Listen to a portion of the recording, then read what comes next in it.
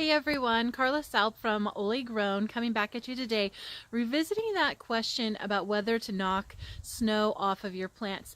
So yesterday we had that question on Facebook, should I knock it off? And I said no, not yet, because we had some really cold temperatures coming and snow helps to insulate those plants from the really cold temperatures. So at my place last night got down to about 13, which for Olympia is really cold. But now it's well, I don't know, what time is it?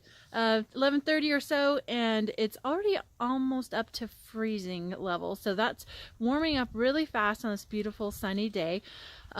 So what we have coming though in the next couple of days for the weather, it looks like more snow and warmer temperatures, and that's going to mean possibly rain mixed in with the snow and that possibility for ice that I was talking about yesterday.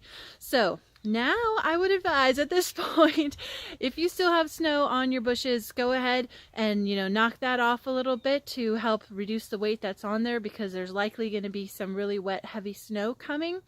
And warmer temperatures, so there's not as much of a threat or that need for insulation on your plants. I hope you guys are able to get out and enjoy the beautiful sun today before the next wave of snow comes, and I hope your garden survives very well through the winter.